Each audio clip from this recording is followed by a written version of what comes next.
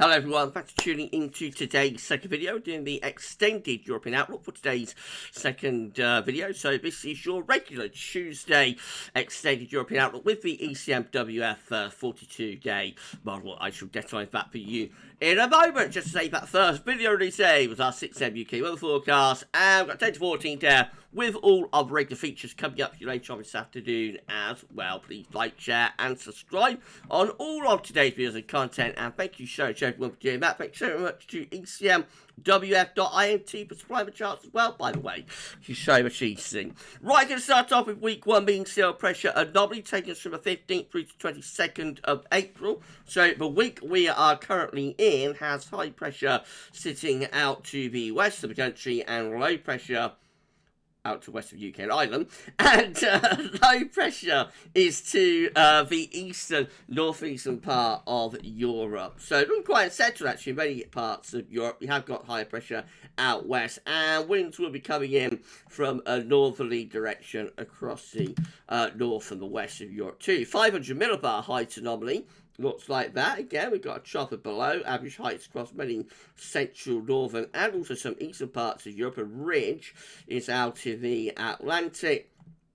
The jet stream doing something a little bit like that. So the jet stream is pushing or plunging southwards actually through many parts of Europe. And that leads us to cold average temperature lines. Look at this. We've got below average temperatures in many areas, right away from Ireland, France, and northern Spain in the west, all the way to the eastern side of Europe in the east, including, you know, the Baltic Sea states of Latvia, Estonia, Lithuania, and certainly western parts of Ukraine, if not eastern Ukraine anyway.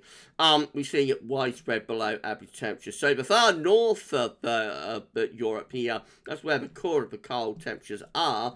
Could go down about 6 to 10 degrees in one or two places. We've also got Germany, France, and the Low Countries looking pretty cold at 3 to 6 degrees below average. And even into the UK, see temperature anomalies there around 1 to 3 degrees below normal. It's not cold everywhere. So we have got large portions of Spain and Portugal, especially southern areas, looking very warm, if not quite hot. So there we're going to about 3 to 6 degrees above average. And then this very far eastern and southeastern portion of Europe, particularly around the Black Sea, down towards Greece and Turkey, and going north into southern parts of Russia. There we have some pretty warm temperature anomalies, 6 to 10 degrees above average in some places. As far as the Med is concerned, well, we've already said that like southern Spain, Portugal is quite warm, but we've got central parts of the Med, including the Balearic Islands, Mallorca, Minorca, Ibiza, well, of Corsica and Sardinia, with below average temperatures. Italy also having below average temperatures. Over the edge of the Balkans, we see below average temperatures there. That's quite unusual over the past few weeks and months. And then, as I say, it's in the southeast corner of the Med, so through Greece and Turkey, but we have some very warm temperatures through there. As far as precipitation goes, it looks like this. So, driving average through the UK and southern and southwest parts of England and Wales. Also much of western France and southern France coming out with driving average conditions, as well as Spain and Portugal. Eastern France, though, looks wetter than average. Also a little bit unsettled for eastern parts of England and Scotland. I bet we've got like a wet area anywhere east of that. So the Low Countries, Germany into Poland, above average precipitation through there. And we carry on further eastwards in towards Ukraine, down toward the Balkans as well, looking pretty wet through there. And even to parts of Greece, actually, looking quite wet, though Turkey does look drier. So maybe some heavy thunderstorms kicking off through Greece and into southern parts of Italy as well, maybe. It's dry up across Scandinavia. We've got Sweden and also Nordic regions. We've got Norway as well as Finland looking drier than normal. The Baltic Sea states are a little bit on the unsettled side though. Right, that's week one done. Let's have a look at week two, which will be the 22nd, 29th of April. This week has high pressure in the Atlantic, ridging into northern and also western parts of Europe. Low pressure is across the east and the south, or lower pressure across the east and the south. The 500 millibar height anomaly looking like that. So again, we've got quite a big area of high pressure reaching in from the Atlantic into the far north of Europe, but many central and western, southern and southwest parts of Europe are still under a trough of low. There is this ridge maybe over on the far eastern side of Europe. Temperature anomalies look like that. Pretty cold week to come again, actually. 26th, 29th of April.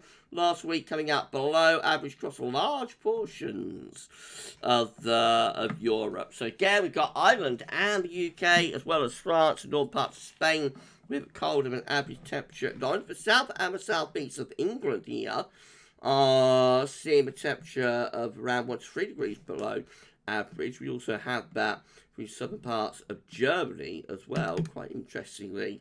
So really anywhere from Ireland in the far west all the way over to the far northwest of Russia, seeing below average temperatures again. Next week down into the Mediterranean. The central bowl of the Med looking quite chilly. Greece again and Turkey, that's where the warmth is, south of the Black Sea, and also up into southern parts of Russia here. And we've also got western, southwestern parts of Spain, Portugal, slightly above average temperature. But to be honest, it does look a pretty chilly couple of weeks coming up now if the EC extended is correct as far as rainfall precipitation is concerned. So we have got drier than average conditions through Ireland, the UK, France, into northern and western parts of Spain and Portugal. Also got Norway looking just a little bit drier than average and into the far north of Finland. Eastern Europe, though, has above average precipitation, so anywhere from like eastern Germany right way over to west of Russia have above average precipitation through there, and down to the Balkans and toward the Greek islands we see maybe some rather wetter conditions through there. The central bowl of the Med is a bit drier, so Corsica, Sardinia and back to Balearic Islands could be a little bit drier through there. Note North Africa is looking rather on the wet side. Week 3 will be the 29th of April to 6th of May. More changes, so high pressure then beginning to build across the north and also the west of Europe. Lower pressure is down towards the southeastern portion. That should start to bring wind around as well as an easterly maybe across the north and the west and through central parts of Europe too. 500 millibar heights look like that.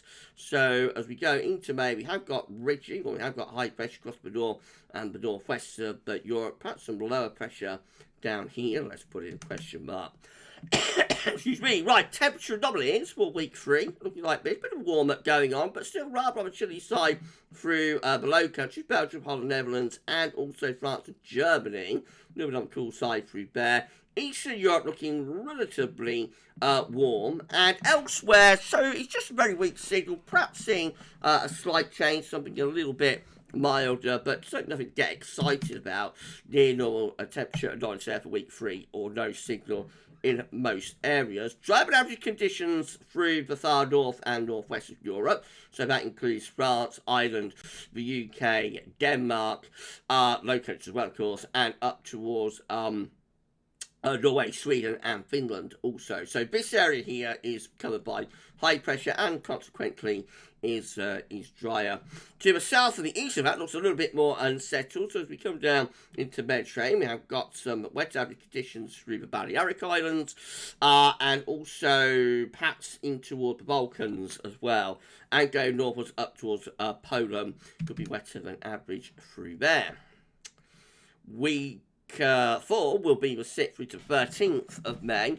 High pressure then is somewhere between Iceland and Scandinavia. Bring the wind in from the east, presumably, across the northwest Europe. Low pressure is through here. Signal is weakening though. 500 millibar heights, again showing some sort of a ridge in the far west and northwest of Europe and up into the North Atlantic. Otherwise, again, the signal's getting weaker. Temperature anomaly is going slightly above average in the far northwest. So again, Ireland, UK, Denmark, probably Norway and Sweden included, certainly southern portions of Norway and Sweden with above average temperatures. Still looking a little bit cold in the far north of those Nordic regions though, particularly northern parts of Finland.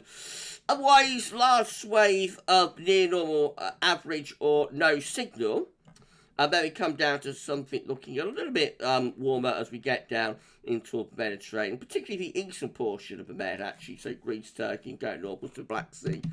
That's where the warmest temperatures are for week 4.